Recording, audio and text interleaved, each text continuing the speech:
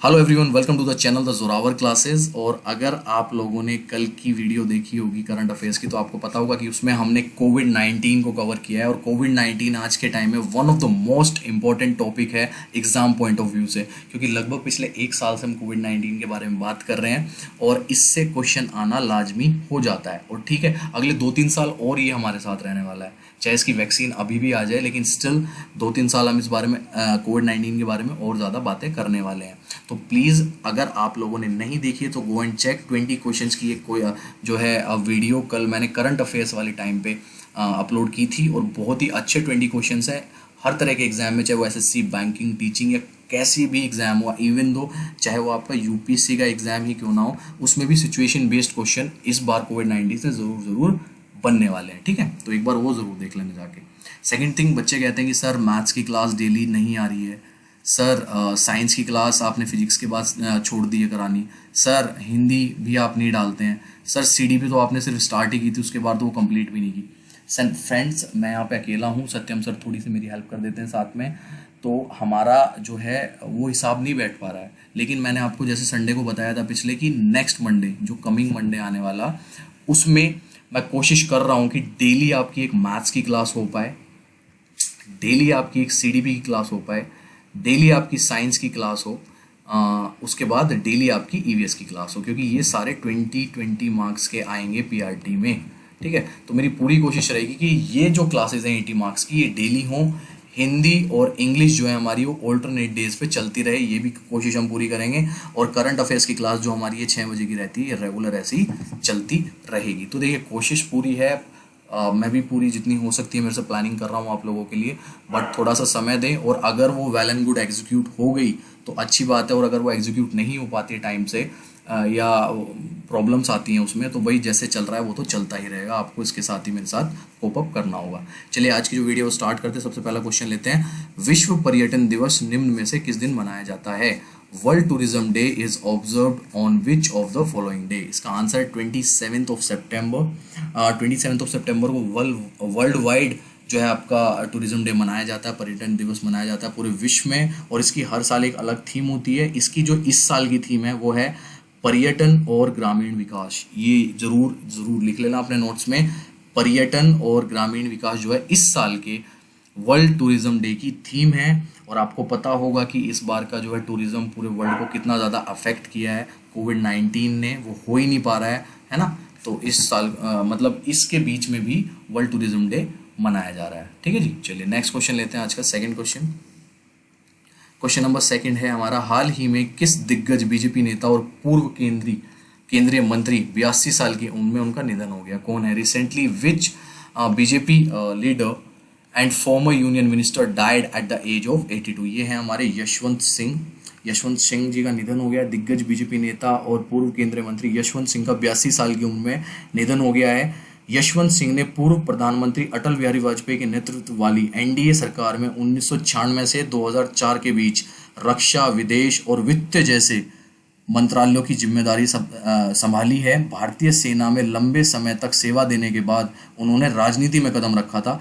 यशवंत सिंह संसद के दोनों सदनों में सदस्य रह चुके हैं। ठीक है, तो बहुत ही इंपॉर्टेंट क्वेश्चन होता है। इनकी जो हिस्ट्री रही है, इनकी जो आपका इतिहास रहा है, वो बहुत ही अच्छा रहा है। पहले आर्मी, उसके बाद इन्होंने हमारे 3 बड़े बड़े जो है रक्षा, विदेश और वित्त जैसे मंत्रालय भी संभाले हैं, और इनका निधन हो गया। भगवान इनकी आत्मा को शांति दे।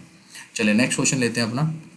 अमेरिका की एक संघीय अदालत ने राष्ट्रपति डोनाल्ड ट्रंप के किस ऐप को प्ले स्टोर पर बैन के आदेश पर रोक लगा दी है? बहुत ही अच्छा क्वेश्चन है, स्टार क्वेश्चन है अगर आज के टाइम से देखा जाए तो। US federal court has banned president Donald Trump's app banning the play store. कौन से ऐप पे जो है डोनाल्ड ट्रंप ने अपना बैन लगाया था, और वो बैन पे रोक लगा दी है एक फेडरल कोर्ट ने अमेरिका में? उसका आंसर है आपका टिकटॉक पे अभी फिलहाल जो है अमेरिका के राष्ट्रपति ने रोक लगा दी थी, और उसके बाद एक कोर्ट ने जो उस पर रोक लगाई थी उसके आदेश पे बैन लगा दिया। ये बहुत ही ज़्यादा इंपॉर्टेंट क्वेश्चन बनता है आपका अमेरिका से जो आ रहा है अभी। ठीक है, चलिए नेक्स्ट क्वेश्चन लेते हैं आज का, question number 4। Akhil Bharatiya football महासंघ AIFF कि वर्ष के सर्वश्रेष्ठ फुटबॉलर के रूप में निम्न में से किन दो खिलाड़ियों को चुना गया। अच्छा क्वेश्चन है, स्टार क्वेश्चन है। Which of the following two players has been selected as the best footballer of the year of AII Indian football federation. तो इसका जो आंसर है वो है आपका गोलकीपर गुरप्रीत सिंह संधू एवं महिला मिडफील्डर संजू। ठीक है, गोलकीपर गुरप्रीत सिंह संधू और वुमेन मिडफील्डर संजू, ये याद रखना है। अच्छा क्वेश्चन है बहुत ही, ठीक है ना। चलिए क्वेश्चन नंबर लेते हैं 5th आज का। टेलीकॉम कंपनी वोडाफोन ने भारत सरकार के खिलाफ कितने करोड़ रुपए का टैक्स केस जीत लिया है। How many crore rupees tax case has been won by the telecom company Vodafone against government of India. तो भैया इसका आंसर है 20,000 करोड़ रुपए का जो है केस वोडाफोन ने जीत लिया है भारत सरकार से टैक्स के उसमें। ठीक है ना। सरकार ने इस फैसले की जानकारी मिलने के बाद कहा है कि वह मध्यस्थता अदालत के फैसले का अध्ययन करेगी और उसके बाद ही आगे की कार्रवाई के बारे में निर्णय लेगी। ठीक है, तो गवर्नमेंट कह रही है कि हमारी नज़र इस फैसले पे बनी हुई है, इसके बाद हम आगे फर्दर अपना स्टेप उठाएंगे। अभी इन्होंने ये जीत लिया है। चलिए क्वेश्चन नंबर 6 लेते हैं। क्वेश्चन नंबर 6 है वर्ल्ड डीफ डम डे निम्न में से किस दिन मनाया जाता है। ठीक है ना। वर्ल्ड डीफ डम day is observed on which of the following. The simple सा है इसका 26 सितंबर आंसर है, यही याद रखो, ज़्यादा इसका कुछ याद नहीं रखना। और इसकी शुरुआत जो है अगर मैं बता दूं, इसकी शुरुआत 1958 में की गई थी। ठीक है ना, 1958 में की गई थी वर्ल्ड डीफ डम डे की। ये मोस्टली मैं आपको बताता हूँ कि इनकी शुरुआत जो है किस साल किस वर्ष में की गई थी। क्वेश्चन नंबर 7 ले लेते हैं आज का।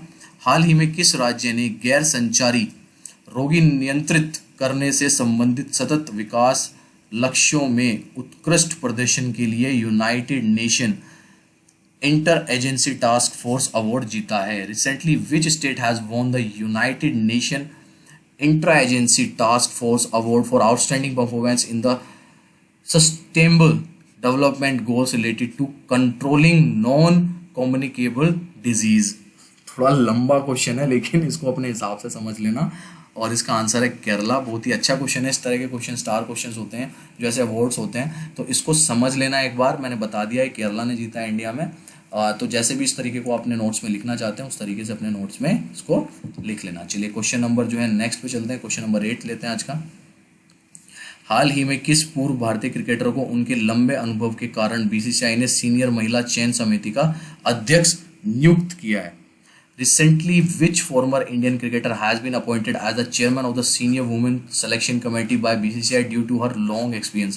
Important question है, स्टार क्वेश्चन है, उसका आंसर है नीतू डेविड। ठीक है ना। जो है भारतीय BCCI ने पूर्व भारतीय क्रिकेटर नीतू डेविड को उनके लंबे अनुभव के कारण सीनियर महिला चयन समिति का अध्यक्ष नियुक्त किया है। वे वर्तमान में उत्तर प्रदेश की सीनियर महिला टीम की मुख्य कोच हैं।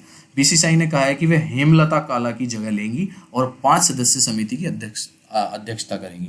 तो ठीक है, इससे पहले कौन थी वो भी ध्यान में रखना, वो भी लिख लेना, हेमलता काला। क्योंकि क्वेश्चन कई बार ये आता है कि जो नीतू डेविड है वो किसको रिप्लेस कर रही है इस जगह पे, तो वो रिप्लेस कर रही है आपकी हेमलता काला को। ठीक है जी।